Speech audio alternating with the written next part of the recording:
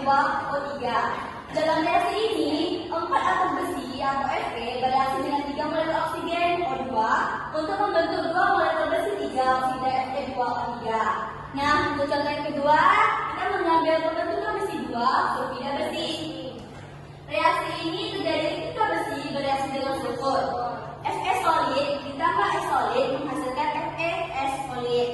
Dalam reaksi ini, satu atom besi Fe bereaksi dengan satu atom sulfur S untuk membentuk satu molekul besi 2 sulfida besi. Selanjutnya, yaitu reaksi penguraian atau rekomposisi. Baik kepada Rizky, apakah bisa tolong dibacakan PPT-nya? Reaksi penguraian atau bisa disebut dengan komposisi sebagai lawan penggabungan yaitu penguraian.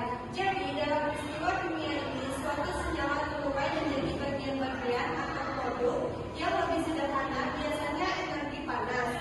Reaksi dekomposisi atau penguraian dalam senyawa anorganik besi atau Fe dapat ditunjukkan dengan contoh penguraian besi oksida Fe2O3 menjadi besi dan oksigen. Reaksi ini biasanya memerlukan pemanasan pada suhu tinggi. Baik, terima kasih pada Rizky. Selanjutnya itu contoh dari reaksi dekomposisi. Di sini Ibu mengambil contoh yaitu 2 Fe2O3 solid menghasilkan 4 Fe solid ditambah 3 O2 gas. Reaksi ini menunjukkan bahwa besi 3 oksida fluoride menjadi besi atau dalam bentuk padat dan gas oksigen ketika dipanaskan. Reaksi ini adalah reaksi endotermik yang berarti memerlukan energi dalam untuk proses berlangsung. Nah, secara umum, reaksi dekomposisi adalah reaksi di mana satu senyawa diuraikan menjadi 2 atau lebih produk yang lebih sederhana. Dalam kasus ini, senyawa besi 3 oksida diuraikan menjadi besi dan oksigen yang merupakan elemen dasar dari senyawa tersebut. Apakah anak-anak mengerti yang Ibu sampaikan? Mengerti, Bu. Baik, yang ketiga adalah reaksi hidrolisis. Nah, hidrolisis berasal dari kata hidro dan lisis. Hidro itu artinya air, sedangkan lisis artinya penguraian. Jadi, hidrolisis adalah reaksi penguraian dalam air yang membentuk ion positif dan ion negatif. Ion-ion tersebut akan bereaksi dengan air membentuk asam H3O+ dan basa OH-. Asalnya, hidrolisis adalah reaksi kimia yang memecah molekul air H2O menjadi kation hidrogen H+ dan anion hidrofida OH- melalui suatu proses kimia. Nah, sebelumnya Ibu mau tanya dulu nih, apakah anak-anak Ibu tahu apa contoh dari reaksi hidrolisis itu? Saya mau contohnya hidrolisis sekarang. Baik, benar. Terima kasih pada Kaisar. Tepuk tangan juga. Nah, reaksi hidrolisis senyawa anorganik besi Fe dapat dicontohkan dengan hidrolisis besi 3 klorida FeCl3 dalam air. Ketika FeCl3 dilarutkan dalam air, terjadi reaksi hidrolisis yang menghasilkan ion besi 3 Fe3+ dan ion klorida Cl-. Selanjutnya, ion Fe3+ akan bereaksi dengan air menghasilkan ion hidroksida OH- dan ion hidronium H3O+, dan reaksi tersebut dapat kita uraikan. Yang pertama, FeCl3 larut dalam air, di mana FeCl3 solid menghasilkan Fe3+ aquos ditambah 3 Cl- aquos. Dan yang kedua yaitu hidrolisis ion Fe3+. Fe3+ aquos ditambah 2H2O liquid menghasilkan FeOH3 solid ditambah 3H+ aquos. Yang keempat adalah reaksi kompensasi. Kepada Najwa, boleh tolong bantu Ibu membacakan PPT-nya? Senyawa koordinasi merupakan senyawa yang tersusun dari suatu ion logam pusat dengan satu atau lebih ligan yang menyumbangkan pasangan elektron bebasnya kepada ion logam besar. Donasi pasangan elektron hidrogen kepada ion logam besar menghasilkan ikatan koordinasi.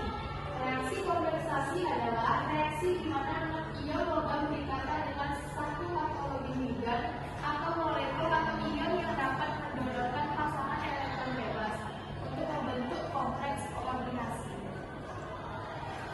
Baik, di sini Ibu mengambil contoh dari yang umum dari pembentukan kompleks hexasis cyanida ferrita 3 ketika ion besi 3 Fe3+ bereaksi dengan ion cyanida Cl-. di mana Fe3 plus aquos ditambah 6Cn aquos menghasilkan FeCN6 kali 3 aquos.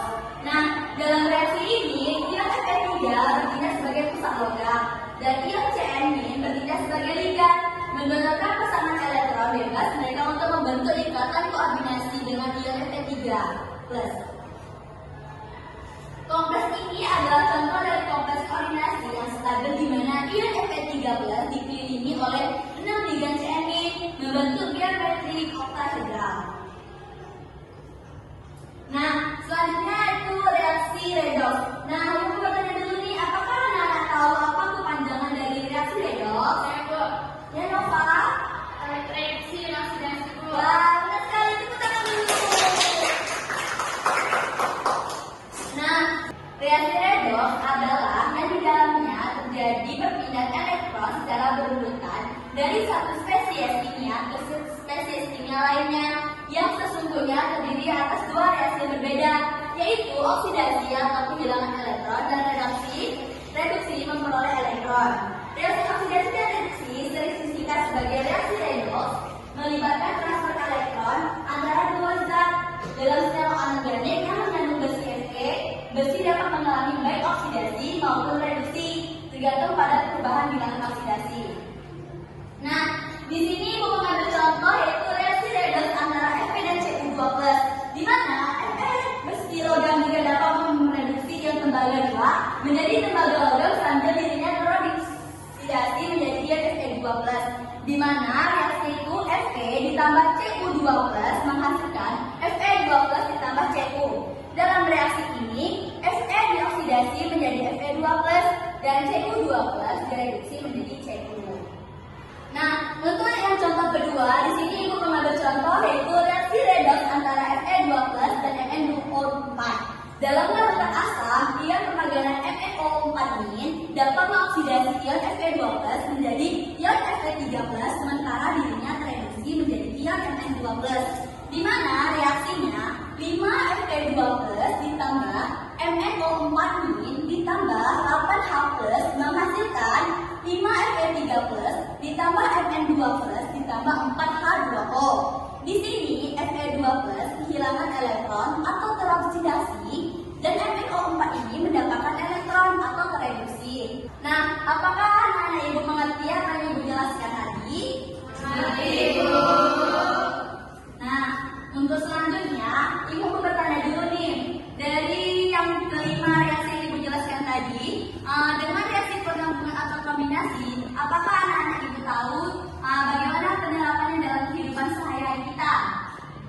Ya, siapa? Pembentukan air Bu. Yang lain apakah ada yang tahu? Yora? Pembentukan karbon. Baik, apakah yang lain tahu? Ayo, Ya, juga. pembentukan NaCl atau garam dapur. Benar, lagi yang lain? Ya, ini. Fotosintesis. Benar, lagi? Cuma segitu yang tahu. Apakah ada yang lain? Pembentukan CaCO3. Ya, benar. Ini pertanyaan juga. Nah, ingat kita sekalian, anak ibu pada siang hari ini. Baiklah, sekian materi pembelajaran reaksi-reaksi senyawa anorganik kita pada hari ini. Apabila anak-anak ibu ada yang kurang mengerti, ada yang kurang paham, bisa anak ibu tanyakan kepada ibu. Apakah ada yang ingin bertanya? Apakah anak-anak ibu ada yang ingin bertanya? Saya Bu. Ya, Yuli, silakan. Jadi Bu, pertanyaannya itu adalah bagaimana cara menentukan zat mana yang dioksidasi dan direduksi dalam suatu reaksi redoks? Oh, baik. Pertanyaan Yuli bagus sekali ya. Terus yang lain apakah ada yang ingin bertanya? Ya, Karisa, silakan. Pertanyaannya bagaimana cara mengidentifikasikan reaksi penggabungan? Baik, bagus sekali ya pertanyaan-pertanyaan dari anak-anak ini. Nah, di sini Ibu akan menjawab pertanyaan dari teman-teman kalian yaitu Yuliani dan Karisa. Di mana pertanyaan Yuliani itu bagaimana cara menentukan zat yang oksidasi dan reduksi dalam suatu reaksi redoks kan Yuli? Ya Bu. Nah, di sini untuk menentukan zat yang dioksidasi dan reduksi, perhatikan dulu perubahan bilangan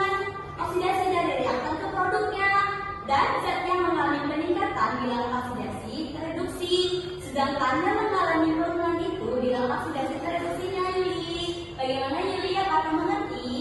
Paham, Bu. Ya, pertanyaan dari Yuli. Terima kasih ya Yuli atas pertanyaannya. Baik, Bu. Selanjutnya, Ibu akan menjawab pertanyaan dari Karisa. Di mana pertanyaan Karisa itu, bagaimana cara mengidentifikasi reaksi penggabungan? Nah, di sini Ibu akan menjawab ya Karisa. Reaksi penggabungan dapat diidentifikasi dengan melihat bahwa